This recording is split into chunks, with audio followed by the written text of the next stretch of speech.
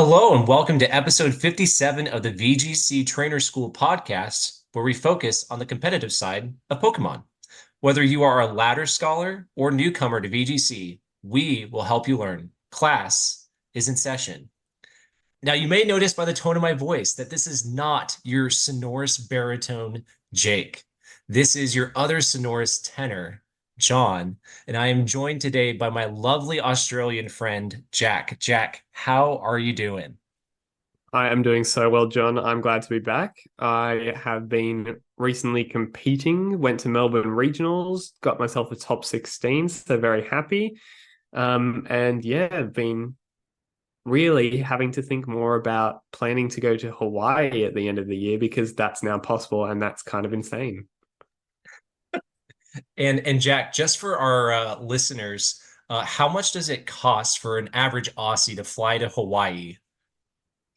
Um, oh, depends. I mean, the cheap flights, it's like 800 Australian dollars.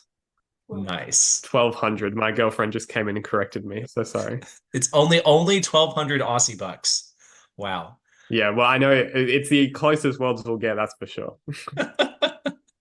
It's not much cheaper on our side, but No. cool, cool. And so, congratulations again to your good performance back in Melbourne. We wanted the top eight, we wanted the champion, but it's all right. It's all right. You'll be the next regional champ. Hey, next time. Yeah, Yeah, yeah. Are you going to Perth? I am, yes. All right. We are talking to the new regional Perth regional champion right here. Yep, it's gonna happen. It's gonna happen. We're gonna manifest it. Um, as for me, I've actually been playing a lot more recently. I took like a couple weeks kind of just chilling out a little bit. Then Alex Soto or Len VGC posted a new Spam team, which has like it's Armorers instead of Hatterene, and it has Rock Ogre Pawn instead of a couple other things. Um, Yeah, I've seen yeah. that. It's cool. But the cool thing was the Terra Fairy Armor Rouge. I've not seen that guy in like Ooh, no. over a year or almost a year at this point. Um, so it's got some really cool text. It flows really nicely. It has Gallade on it, right? So you have like your Mm. Edgelord stuff on it. So it's really fun. I'm a Spam nerd. I will always be a Spam nerd, I think, until they just unless they gut expanding force, uh, I will be a Spammer till I die. Um, call me degenerate, call me toxic, call me whatever. I will spam it on the ladder all day long.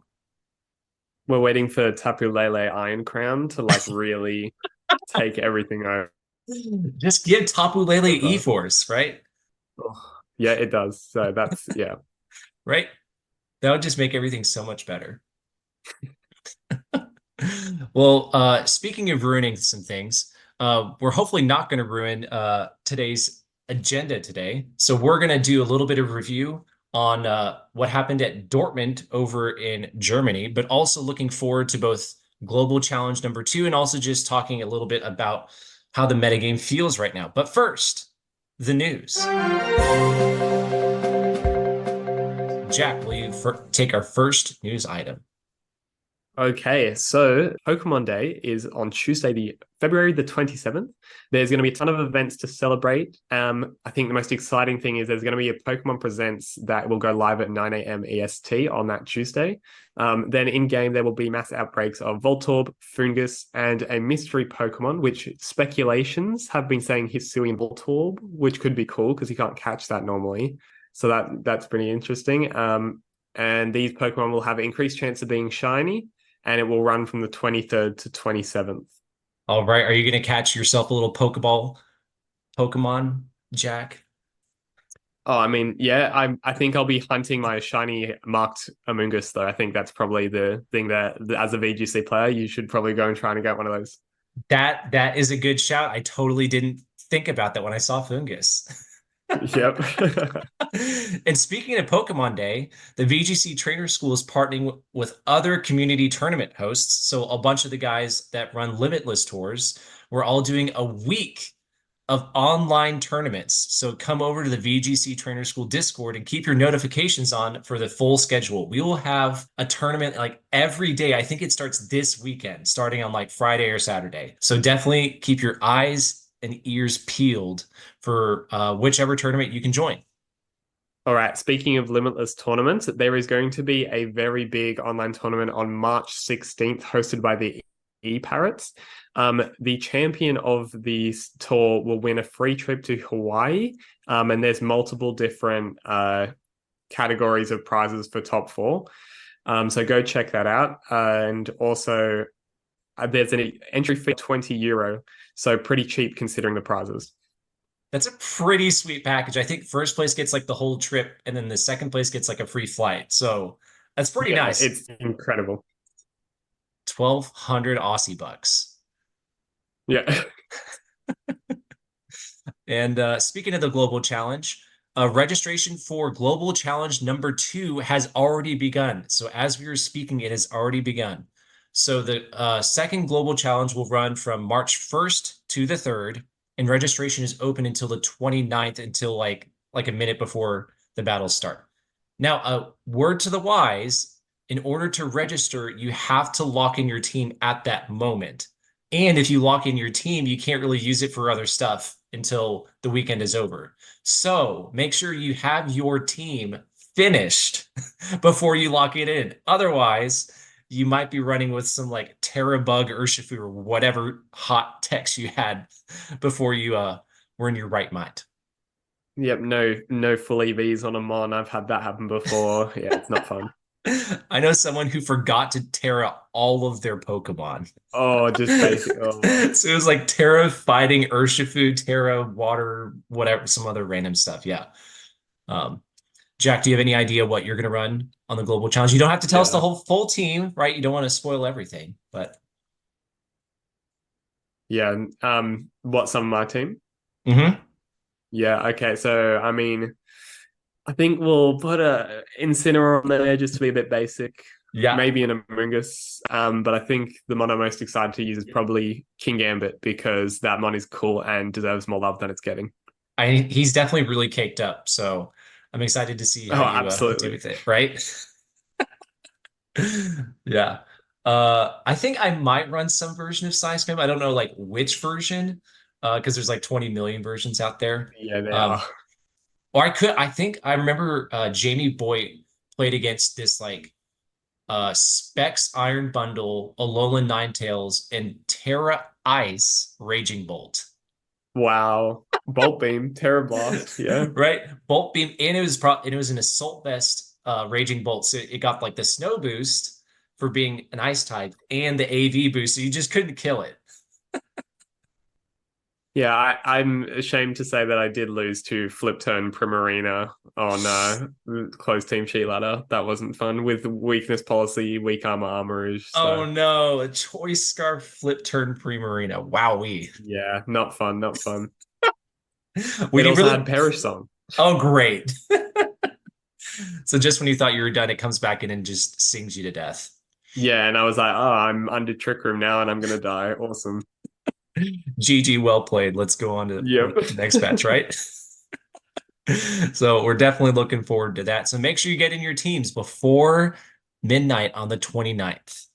So that's the news. So let's get into some Dortmund review. Um, so congratulations to Florian Tem or Teme. I don't know how to pronounce the name, but congratulations to them. They had a team of Blood Moon Ursaluna, Incineroar, Fluttermane, uh, Urshifu Dark, Ogerpon Wellspring, and Farigiraf. So if you heard that right, this is the first regional, including Australian regionals, I might add, the first regionals that Ursaluna Blood Moon has won. Mm. I remember watching it and I was just thinking like I saw it in the finals and I was like I could have sworn this mon died. Like what happened? Like it was gone and then it's back and now it's here to stay because it won a regional. Well, I mean, it got second at Charlotte, right? So it's kind of like, okay, was it real? Was it not? It won that Yeah. Victory Road Tour, but yeah, you're right. It's like it was here. It wasn't like, is it really that good or not? Uh, I mean, I also thought specifically the Trick Room version was gone. Like I thought the Tailwind version was like gonna hang around for a bit, but it surprised me that like min speed, it held off.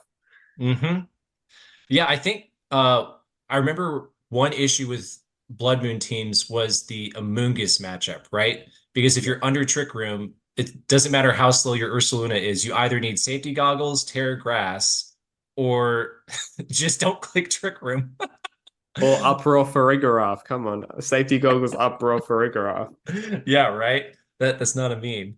So it's cool to see that. I don't think Florian had a min speed Ursulin. I could be wrong on that, but No, it's it probably wasn't min speed. yeah. And so it seems like everybody is opting for, hey, just kill the Amoonguss outside of Trick Room and just play balance before setting Trick Room in the end. Um, but there is one spicy tech we have on this team. So most of the team is pretty straightforward. Your Farigiraf is a citrus berry helping hand set rather than our throat spray with protect set. However, Jack, this Incineroar has throat chop on it. It It does not certainly have does. knockoff. It does not have taunt. It is throat chop. So why do you think they would have used throat chop Incineroar? Well, it's funny because there's actually a lot of really good sound moves at the moment. There is Parting Shot. There is Hyper Voice from both Farigiraf and opposing Ursaluna Blood Moon. And there's also like other random ones, but Parting Shot is the most important one where it's like if you stop Incineroar from Parting Shot into your Ursaluna, then it can't deal damage. Oh, also Snarl. Snarl's the big one as well. Oh yeah, yeah, yeah. So your Ursaluna hates Snarl, your Ursaluna hates Parting Shot, your Ursaluna hates other hyper voices, right? Yeah. So unfortunately, yawn is not a sound move, so you can't No, which stop is yawns. always weird, but luckily Gastrodon has not managed to find a way into this little format And somehow. So and we hope that stays the same all the way to EUIC because we don't need a sixth Gastrodon. look, yeah, we don't need another event Gastrodon, but I think Open Wellspring has probably quashed poor Gastrodon's days of being meta relevant. Hopefully, we'll see what happens in the Hopefully, restricted formats when Gastrodon comes back because Miraidon is it's because it has inevitable. Miraidon. Oh, Yeah, right. Maridon Kyogre teams, yeah, Yeah, walls them. yeah, which is going to be unfortunate, but that's not our format right now, so we can't mold about that just yet. Nope. But speaking of King Gambit, in second place, we have Nick Schroet with a Gouging Fire balance team. How about that? And we have a Porygon too here as well. Look at this. So you have King Gambit, you have Fluttermane, you have Rillaboom, Ogerpon, Wellspring, yet again, Porygon 2, and Gouging Fire. Now, Jack, I remember you were playing with Porygon 2 for a while. Mhm. Um, do you have any special insight into how to Porygon 2 with Terror Blast and download works? So there's a very interesting there is a very specific EV spread of if you have I'm sure you can do it with other EVs too, but 92 modest, or if you put four attack EVs like with max IV, if you get the download boost for attack, then your Terra Blast will now be physical. But if you get the download boost for special attack, then you'll obviously do a lot more damage with a special attack. So if you have a Fluttermane on the other field and you get the attack boost, you're still doing about half with Terra Blast because it's now a physical move. Which is ridiculous. Yeah, which is funny because this thing is not meant to do damage, but you click Terra Blast into something and it somehow does half with like a special attack boost. Yep. Yep. I remember I think I did like 28 attack with like a quiet nature or something. And I saw how much it was doing into Terra Fairy Fluttermane. And I saw 100, it was like a guaranteed Oko or something like that. I'm like, you have got to be kidding. Yeah, my friend at Melbourne Regionals was running like 116 modders, sorry, quiet nature with like 28 attack or whatever it was, and he was ripping things apart. Yeah. Wowie. Um, but does anything else on Nick's team stick out to you? I mean, the Terra Dragon safety goggles, I think safety goggles is like very smart on gouging fire teams because you don't need the extra damage to pick up those KOs because you can just howl. Hmm. Um, I think the one thing I will say is I'm always impressed by people who are able to play gouging fire well because I swear I try and put it on a team every time and I'm just like, this mon does nothing. Just sits there and does nothing. And I'm like, I know it doesn't, but also like it's one of those mons where you play against it and you're like, wow, this is so good. And then you play Yep. with it and you're like, this sucks. So I'm like, yeah, congrats to him because I cannot pull it off. It's so true. It's so hard to play. Yeah. Oh, yeah. Yeah. I also appreciate that you have the gouging fire on or with Porygon too. So you actually, if you get the Yeah. special download boost, but if you howl twice, you wind up having a physical Porygon too. Yeah, it's funny how that works. And also if you like just get the attack boost, I'm Hmm. definitely sure a +2 Terra Blast will take out a Flutter Mage. Like Yeah, that, yeah, that's so cool. which is absolutely hilarious. So yeah. But I just like the ability as well. Like you've got something to reverse Trick Room with the Porygon, and then it also helps with like your Landorus matchup, and Oh, it yes. generally is just great support with like being able to just live hits, like because gouging fire sticks on the field for a long time. Porygon also does, and like you've got the Rillaboom for terrain healing. So it's clearly a team that's meant to stick around for ages, and Hmm. that helps out a lot. Yeah. And I also like how King Gambit, Rillaboom, Porygon 2 to an extent, but also Gouging Fire, all of you like all these physical attackers who have an option for their Terras, right? Because Ogerpon Wellspring is always a water type. But all of these physical attackers don't have like an offensive Terra. They have like mainly Yeah, defensive Terras. And like Terra Blast becomes poison, like whatever. But with your if you go like Terra Dark King Gambit, Terra Grass Rillaboom, that's like what a 33% increase. But if you just howl, you get a 50% increase. So you don't actually need offensive Terras with your gouging fire teams because if you just howl once, you get the same effect.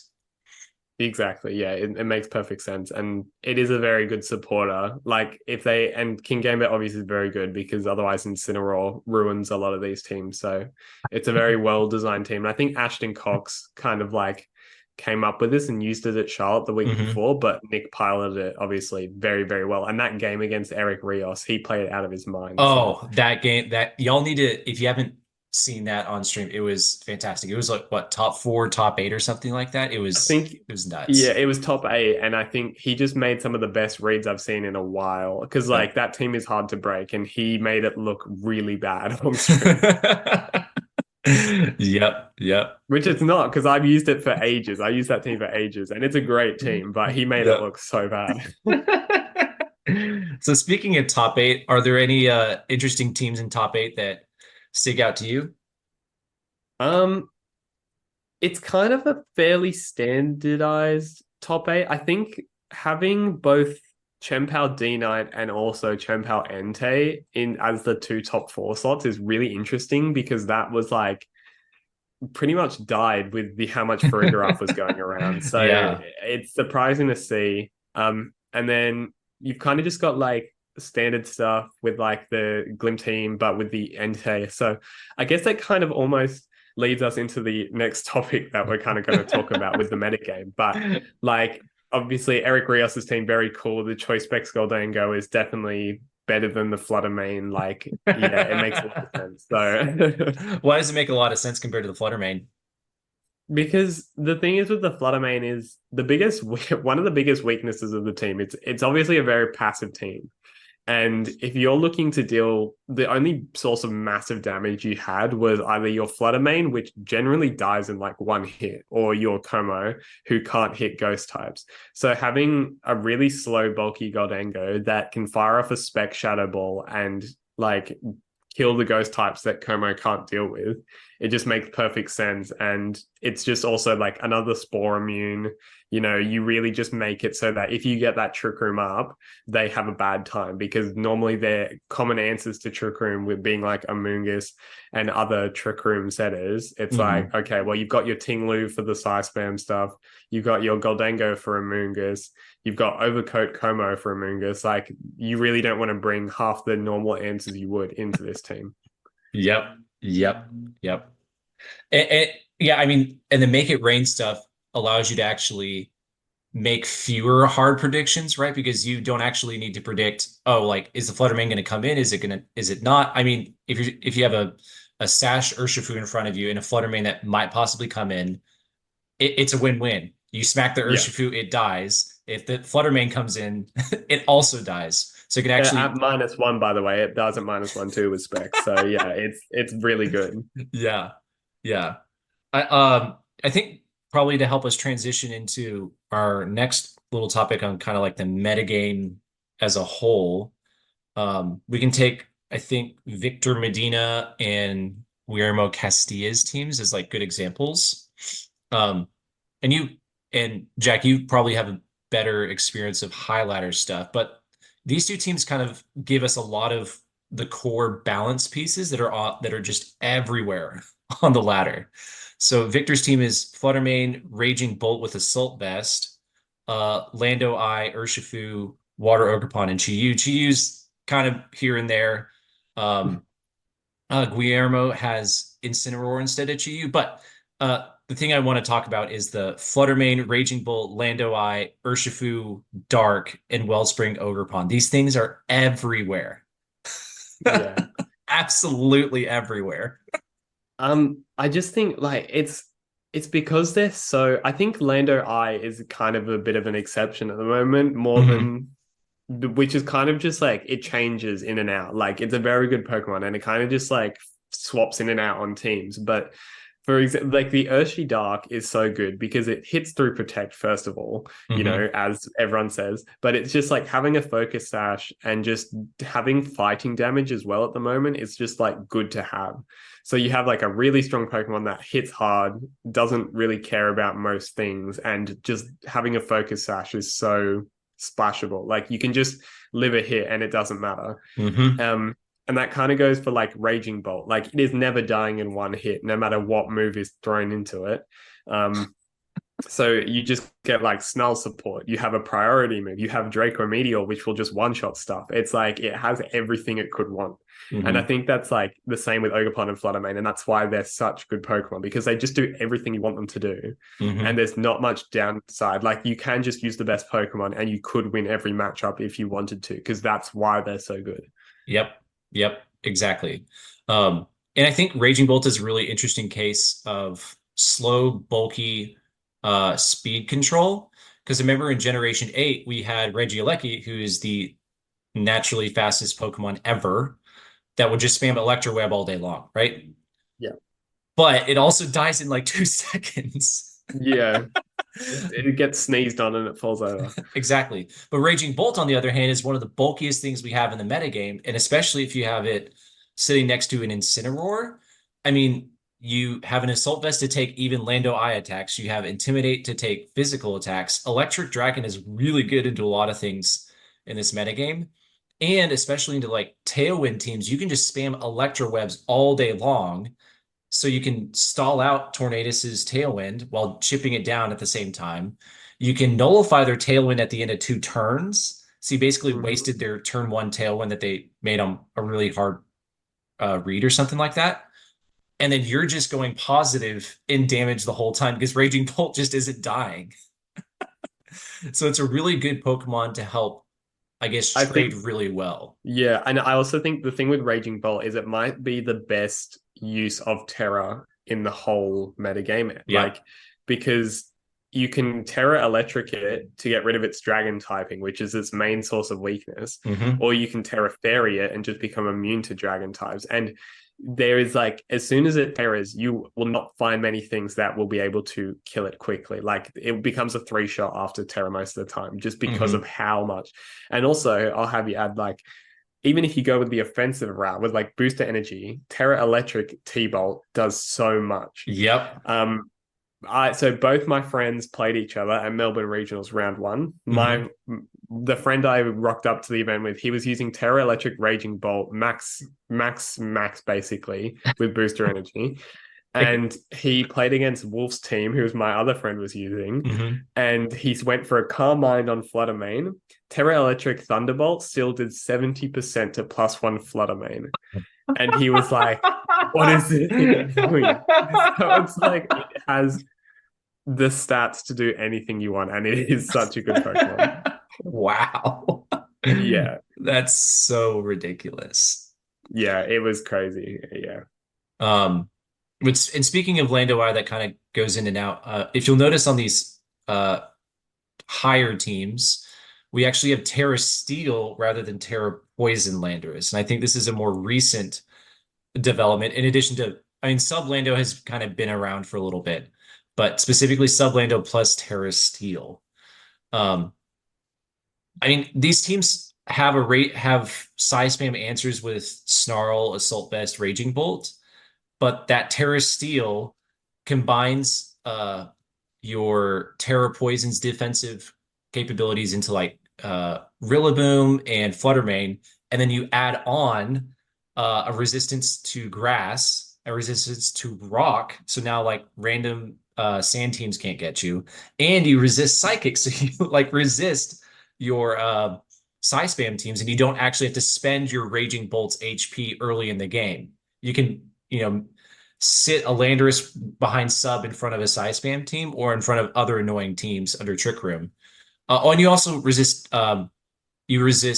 normal against Ursulina Bloodmoon, right? So you have like yeah. your Trick Room answer in one Pokemon with a Terra, and it conserves your super bulky Pokemon in the back, which I think is a really interesting development right now. Yeah, I think the biggest thing I noticed when I was when it started first popping up on ladder was like because this is when Chen Pao was a little bit more popular, Mm-hmm. and it was like if you have an I type move, you can attack into that slot, guaranteeing that you will either kill it or get the terror and Mm-hmm. do at least 50% to it. Yep. Where with Terra Steel, it became like, oh, if they terror, now it's like, oh, you're only doing like 30%, and it's actually becoming a big issue because it sticks around, and you can't have that Pokemon stick around because then otherwise it will just do too much damage. So Yep. that was like the big thing I noticed was like it resists ice, and that was a massive deal for Mm-hmm. Yep. And I think the bigger takeaway that I think I got from not just Dortmund, but playing recently is even if you don't see this team of five, you're still going to see the pieces, right? You're going to see AV Raging Bolt on a lot of teams. You're going to see Fluttermane and Water Ogerpon on a lot of teams. And you play those mirrors. Oh, if you're playing that with just those two mons, you will play Fluttermane Ogerpon mirrors so many times. Oh, I reckon on best of three ladder, you could easily get to 1300 by just leading Ogerpon Fluttermane every turn and just going for follow me, Terra Fairy, Deagling, like every game. Like, seriously, that is such a busted core because you can just like switch out Flutter and just Ivy Cudgel something, or you can just follow me and Moonblast something. And it's like, you can't do anything to this Fluttermane. So, yeah. Yep. And I wish, and if there was some kind of core to buzz both of them, we would have it by now. But unfortunately, there isn't yet. It's literally it's the reason I like Porygon. I'm Yeah. like it doesn't die to them. Like that's Yeah. literally it. It doesn't kill them, but it doesn't die to them. Exactly. So yeah, that's fun. Yeah. So just to wrap up our little metagame thing before we talk about the global challenge briefly, is I think we kind of already established a lot of teams are kind of feeling samey. You can run some Trick Room, Blood Moon stuff. You can run some whatever balance stuff. You can run Gouging Fire. You could even run like hyper offense teams like the Manual Sun team with Glamora, Fluttermane, Dark, Urshifu. Or this is Michael Doibel's team from Dortmund.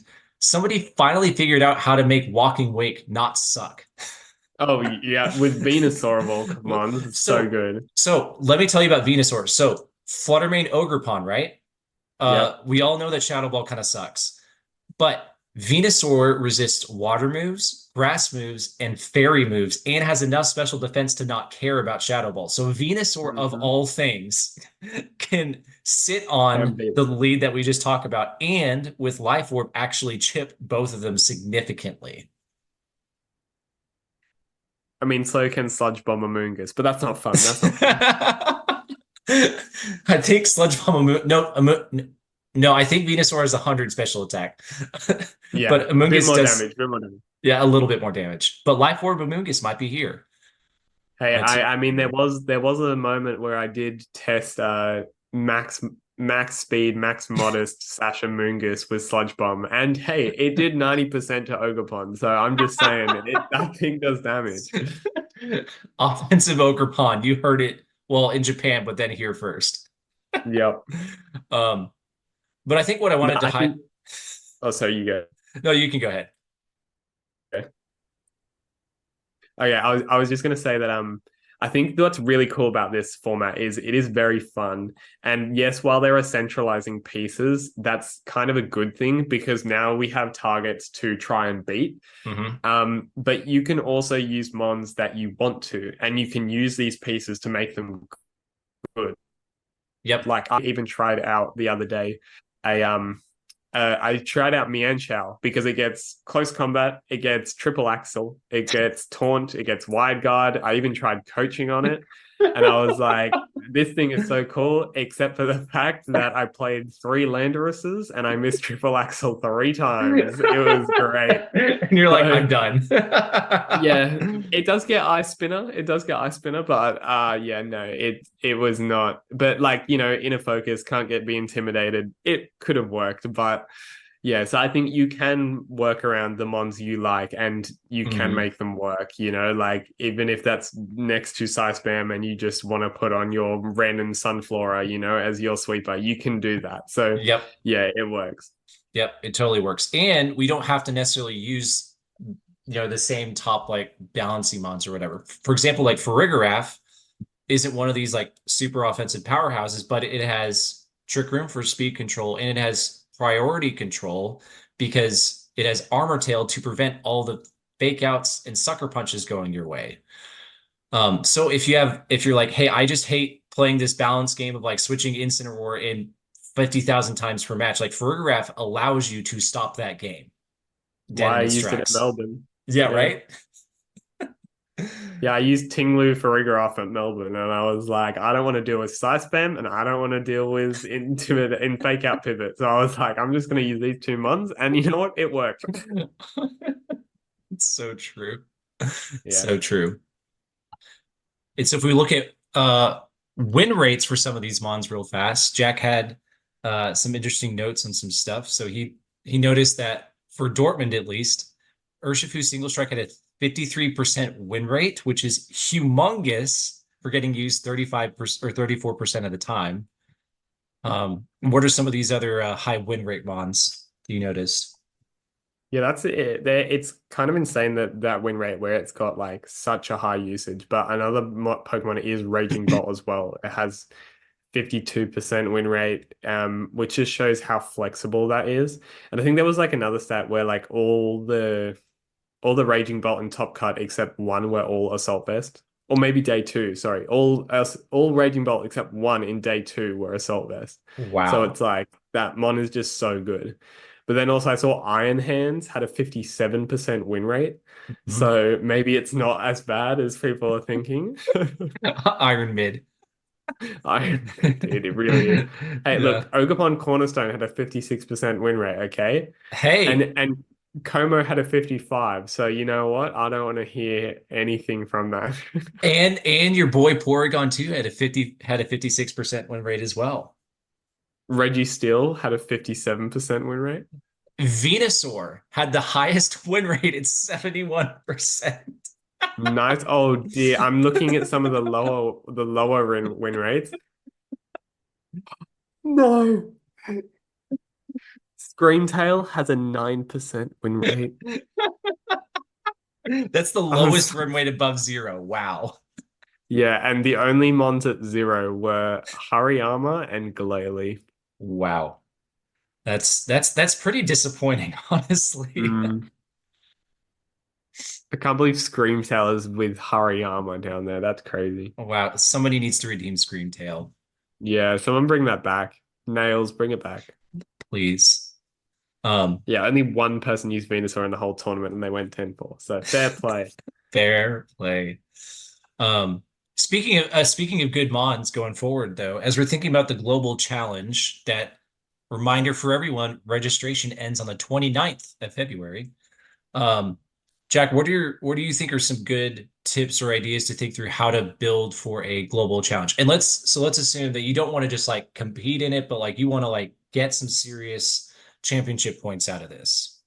Okay, I have a guaranteed way to get points. All Hear me right, out, okay? listen So up. what you're gonna do is you're gonna go watch the Dortmund regional screen. Day two, you're gonna look at the top usage ones, the top six, put them in a team builder, and then just play your games, and you'll probably get like 5 points.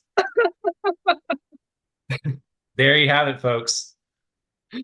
No, but in all seriousness, I think some very good ones at the moment. I think Ursaluna Normal is very good at the moment. I think both Ursalunas are very good. Um, Raging Bolt is probably the best quote unquote support mon at the moment. Hmm. Amoonguss is always good, but just be careful. Maybe you might want to run a mental herb on there because there's always random safety goggles or random taunts or anything. Hmm. So while it's a very good mon, just be wary of where you click your spores. And then I think having a Pokemon with Frisk, especially if you're not used to closed team sheet, can be very helpful. Hmm. Or having a Pokemon with knockoff is also very helpful. So your Incineroars, your Roaring Moons, like even Mienshao gets it too, if you want to use that one. Me and But shout out. yeah, there's just a few tools. Mienshao gets it too, yeah. Yeah. No, there's a few tools that you can use to just make your life easier, mainly redirection using like sport or a status move, and just generally having like knockoff to remove items can help in a lot of situations. So Hmm. yeah, Hmm. yeah. And I think the thing I'll say as well is there's no point in focusing on any specific matchup. Just make a team that you feel comfortable with. Know that you will lose a few games to hacks. You will, get frozen on like four different mons in multiple games. Like it is going to happen. It's like 45 games or something like that. But Yeah. as long as you make a team that you're comfortable with, you will win games. Yep. Yep. I totally agree. And so whether you're the balance nerd who's going to switch out Incineroar 16 times in a single match, or Hey, you're the that's me. size, hey, or you're the size spam nerd like me, who can't bother playing matches past the fifth turn, right? Whatever is comfortable for you is going to allow you to perform better because at the end of the day, comfort with a team will help you overcome whatever random junk you run across, right? John, I want you to my challenge for you for the global challenge is I want to see, I want you to jot down like a little tally Uh-huh. every time you click expanding force in front of a dark type, and I want you to see how many works and how many didn't. I want to know.